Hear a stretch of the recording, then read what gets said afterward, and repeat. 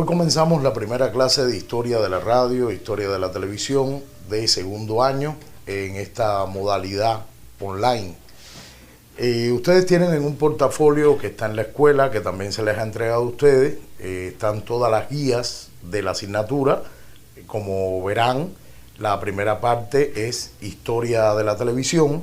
En un momento confluye con la radio y a partir de ahí concluimos con la historia de la radio.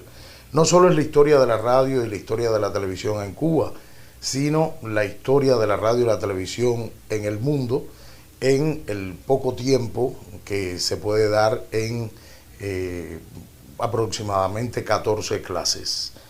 La primera guía por la que comenzaremos hoy contiene el tema 1. El tema 1 es los orígenes 1884 a 1935. Este primer temario se divide en dos clases: la introducción general a la asignatura, los inicios, un punto de partida, o sea, aquellos momentos iniciales, primigenios, en donde surge la televisión, y después tenemos las emisiones experimentales de televisión, que sería la clase 2. ¿Por qué las emisiones experimentales de televisión caen en los orígenes? Precisamente por ser experimentales. La otra etapa se inicia con la regularización de los servicios televisivos en el mundo. Así que comenzaremos esta historia que se inicia en la Nochebuena de 1883, marcada quizás por un signo mágico. Nacería la idea de lo que es hoy la televisión.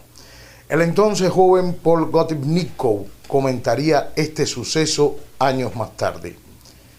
Yo estaba solo frente a una lámpara de petróleo, solo con mis pensamientos perdidos. Se me apareció entonces, sin esfuerzo, automáticamente, la idea de la televisión.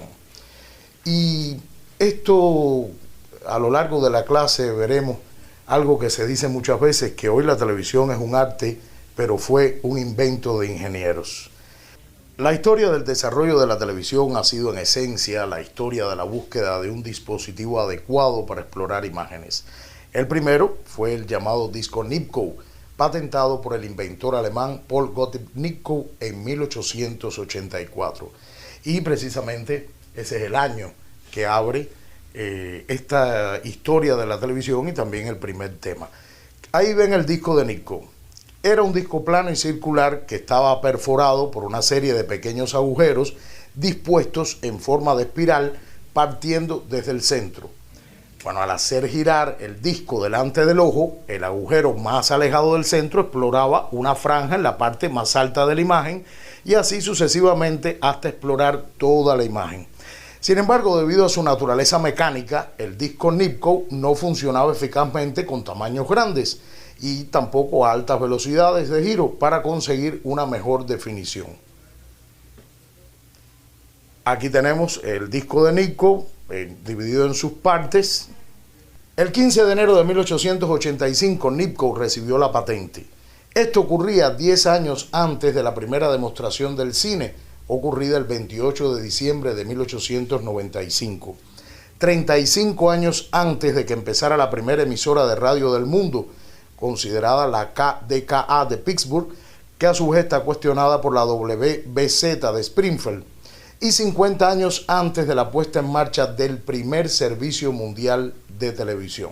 Fíjense la cantidad de años que transcurren entre estos inicios, estas primeras ideas, el disco perforado de Nipkow, este deseo de captar una imagen, de reconstruir una imagen, hasta que surge el primer servicio mundial de televisión. Por cierto, Nipkow jamás volvió a interesarse por su patente, hasta el punto que ésta caducó, con la sola excepción del estudio de un procedimiento para regulación y sincronización de impulsos eléctricos en los aparatos de transmisión de imágenes, realizado el 9 de diciembre de 1924. Su invento, que nombró telescopio eléctrico, fue usado por otros investigadores para ser perfeccionado y modificado en algunos aspectos. Estamos hablando además no solo de ingenieros, no solo de personas que investigaban un solo campo. O sea, como mismo Nipkow investiga este campo, es una época de grandes inventos, de grandes descubrimientos, es una época en que empieza a desarrollarse la electricidad, en que empieza a la tendencia investigativa, no solo se pone en un solo punto focal, sino que son investigadores en el plano más amplio de la palabra. O sea, que lo mismo están investigando sobre este asunto que sobre otro. Proseguimos con la etapa hasta 1928. El 13 de diciembre de 1888, Heinrich Hertz informaba en la Academia de Ciencias de Berlín sobre la existencia de ondas electromagnéticas que pueden viajar sin hilos y a la velocidad de la luz. Recogiendo los estudios de Hertz, el ruso Popov, en 1890, presentó un aparato capaz de recibir estas ondas, que no son más que las conocidas actualmente como ondas hertzianas. Y el aparato que presentó Popov no es más que lo que se conoce como antena. Por tanto, estaban de esta manera, puestos los elementos necesarios para que Marconi hiciera sus transmisiones sin hilos, hecho que se produce el 10 de mayo de 1897. Siempre ponemos este ejemplo en otros años, lo que es la transmisión sin hilos y la transmisión alámbrica. Por ejemplo, en los muñequitos del Pidio Valdés, cuando están pasando un telegrama, se ve cómo pasa a través de cables. Bueno, Marconi fue quien primero hizo esta transmisión inalámbrica tan necesaria para la comunicación actual. Por otra parte, un alemán, Ferdinand Braun, presenta el 15 de febrero de 1898 el tubo de rayos catódicos, que fue patentado ese mismo año. 16 años después de que Nipkow formulara su telescopio eléctrico, comenzaban a perfilarse la posible realización de un sistema que el francés Perchy bautizó con el nombre de televisión, incluyendo por primera vez el término en el catálogo de la Exposición Mundial de París en el año 1900 y recogida en 1909 por el norteamericano Hugo Herbax. Ahí en la ilustración puede verse lo que estábamos ahora hablando, o sea, el tubo de rayos catódicos. La primera aproximación práctica al proceso de Nipkow se produjo en 1906, cuando Max Dickmann y Gleich presentan la primera captación de una imagen. El tubo de rayos catódicos fue utilizado por Dickmann como receptor, mientras que la captación de imágenes fue realizada de acuerdo al procedimiento de Nipkow, o sea, de acuerdo al disco perforado. Evidentemente, no se trataba de una transmisión de imágenes, sino de letras y palabras. Pero ellos no eran los únicos que intentaban con una aplicación del sistema de Nipkow, que empezaremos a nombrar para una diferenciación un poco más adelante, sistema mecánico, sino que Rosin también lo hacía desde hace años atrás en San Petersburgo. Hoy es muy común que gracias a Internet, gracias a las comunicaciones, gracias al mundo actual, que si se está haciendo una investigación en Japón, una investigación en China, una investigación en La Habana, una investigación en París, en Washington o Montreal, se conozcan los resultados. O sea, hoy el mundo ha logrado una comunicación que no es la que tiene a finales del siglo XIX. Por eso, muchos inventos salen de dos personas diferentes, ocurren en el mismo tiempo, pero uno de los dos fue el que lo patentó primero, uno de los dos fue el que fue reconocido. Y esos casos los tenemos con el teléfono, los tenemos con múltiples inventos de finales del siglo XIX. Había que estar en el lugar indicado y en el momento indicado para que el invento fuera reconocido. No era lo mismo estar en el medio de una selva que estar en el medio de una gran ciudad. O sea, había un problema de fatalismo y hoy, gracias al mundo moderno y a las comunicaciones, esto ha cambiado. O sea, además, también la comunidad científica internacional tiene contactos entre ellos, conversan, se reúnen, hacen congresos. Hoy el mundo es muy diferente, pero estamos ubicándonos a finales del siglo XIX. Ahí tenemos la imagen del tubo de rayos catódicos. En 1914, Dennis von Mihaly construyó una instalación de televisión bajo el patrocinio de la fábrica de teléfonos de Budapest, en Hungría. El 7 de julio de 1919 se consiguió transmitir sombras en movimiento a una distancia de 415 kilómetros. Algo que en aquella época era un sueño. Hoy es algo tan normal que además la distancia de 415 kilómetros sería una distancia bien corta. Aunque la recomposición no fuera demasiado buena, Era la primera vez que una imagen viajaba libre, cubriendo una asombrosa distancia para la época. Dentro del amplio panorama de investigación que se vivió en los años 20 del pasado siglo, hay que mencionar al ingeniero escocés John Logie Baird. Él fue el principal impulsor de las ideas de Nipkow hasta que llega a convertirlas en realidad con su televisión mecánica o de baja calidad.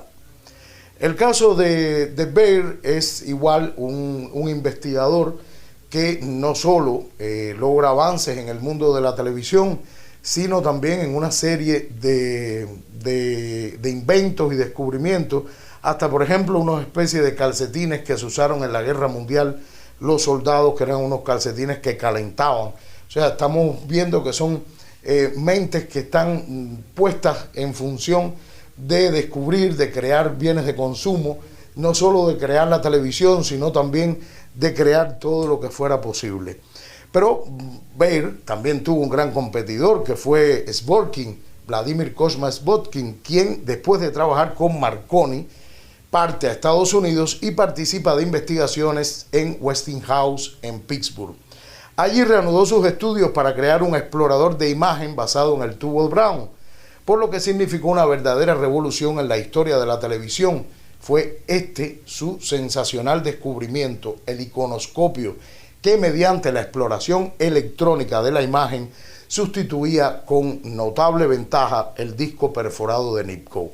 Así que ya estamos viendo cómo de aquella televisión de baja, aquella televisión mecánica, ya se están dando los pasos para una televisión que en la época se consideraba de más alta resolución.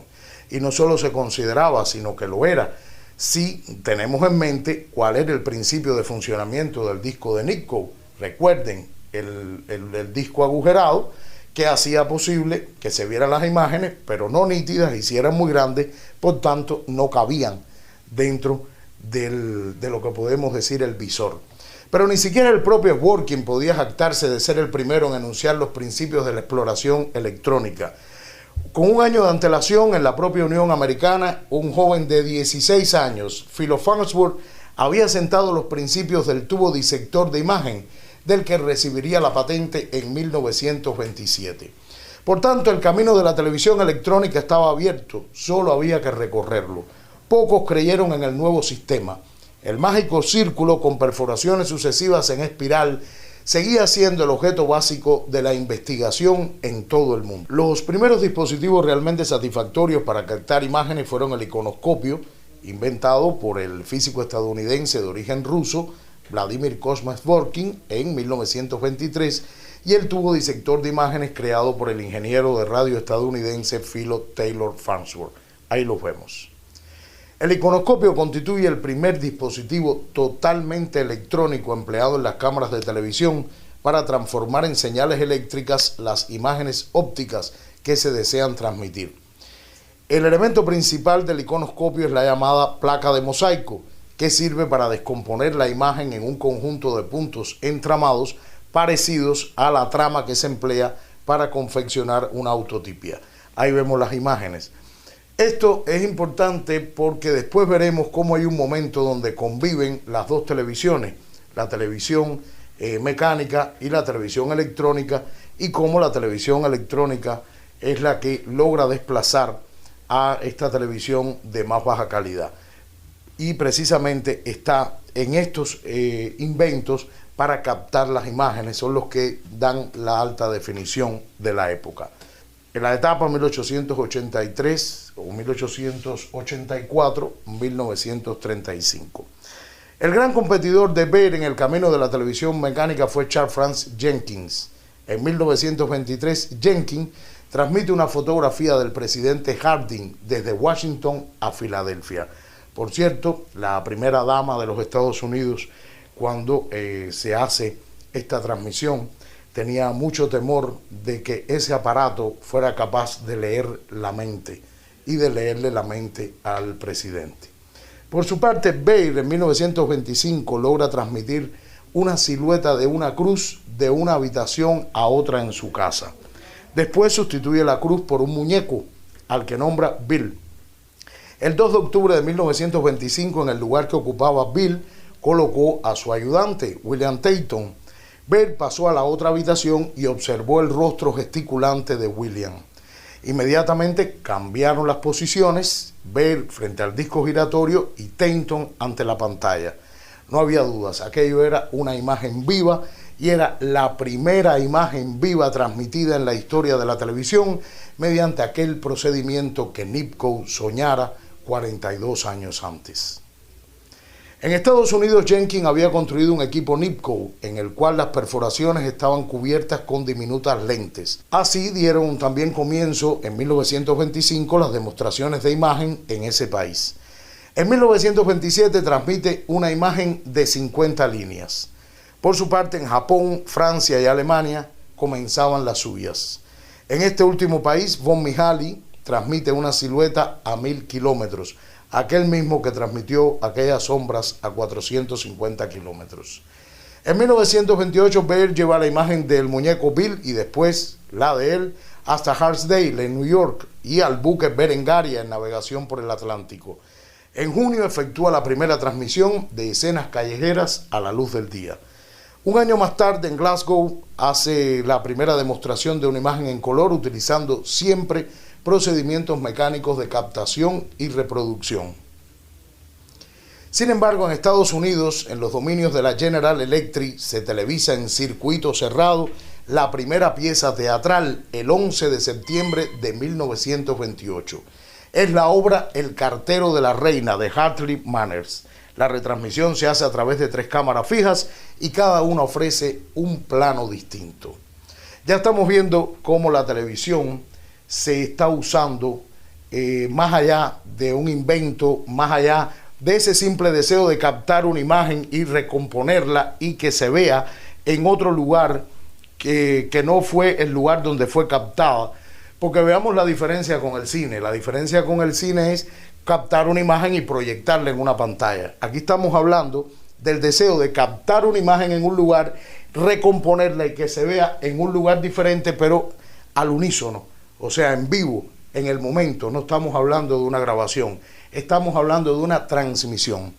Por eso la televisión no es el invento de un solo hombre. Muchos fueron los que labraron el camino para su surgimiento a partir de esos finales del siglo XIX, en que Nipkow ideó su disco. Los avances tecnológicos como la telegrafía sin hilos, la invención de la antena, propiciaron el surgimiento y desarrollo de la televisión. Sin ellos, Baird, Jenkins, Dworkin, Farnsworth y tantos otros no hubieran podido seguir su camino. Si bien Dworkin o Farnsworth idearon el iconoscopio y el tubo disector de imagen, impulsando la televisión electrónica o de alta definición, Baird, Jenkins y muchos otros jugaron un papel importantísimo con sus aportes. De todos es el sueño que hacemos realidad cuando en nuestras casas, en el aula o en donde exista un receptor, lo encendemos y vemos una imagen. A todos ellos debe llegar nuestro respeto, conocer lo que hicieron, ir a las raíces, a los inicios, es vital para nuestro trabajo. Solo así podremos hacerlo mejor cada día. Y concluye nuestra primera clase con la indicación de la tarea. Son 2 preguntas. La televisión no es el invento de un solo hombre. Mencione 3 de las personalidades que contribuyeron a su surgimiento y cuál fue su aporte. Y la segunda pregunta: para que surgiera la televisión había que resolver 3 problemas fundamentales. ¿Cuáles eran? Las respuestas las puede hacer llegar a través del correo electrónico otto.brana@icrt.cu o también pueden responderla a través de nuestro grupo de WhatsApp.